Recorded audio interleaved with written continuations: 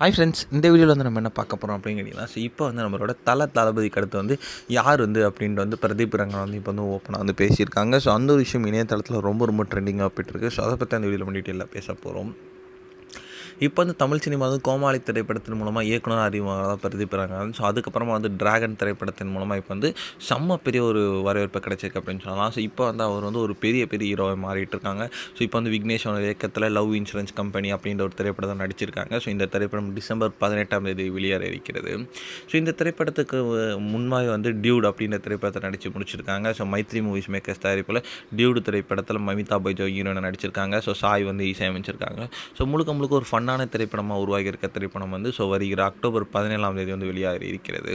So இந்த திரைப்படத்தோட promotion நிகழ்ச்சியில் ஒன்று வந்து பிரதீப் ரங்கநாதிடம் தமிழ் சினிமாவில் வந்து ஸோ அடுத்த அஜித் விஜய் வந்து யார் அப்படின்ட்டு கேட்கப்பட்ட கேள்விக்கு அதுக்கு வந்து ஸோ அஜித் விஜயோட இடத்த வந்து யாராலையும் நிரப்ப முடியாது. ஸோ இந்த இடத்துக்கு வரவங்க அவங்க வந்து கிட்டத்தட்ட 30 வருடங்கள் வந்து உழைச்சிருக்காங்க. So Rajini sir, Vijay sir, Ajith sir ரசிகர்கள் வந்து கதை பிடித்தால் தான் ரசிக்க போகிறாங்க.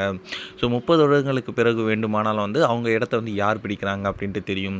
ஆனால் அது கூட வந்து ரசிகர்கள் கையில் மட்டும்தான் இருக்குது அப்படின்ட்டு சூப்பரான ஒரு பதில் சொல்லியிருக்காரு. ஸோ இந்த ஒரு விஷயம் தளபதி ஃபேன்ஸ் மத்தியில் ரொம்ப நல்லாவே போயிட்டுருக்கு.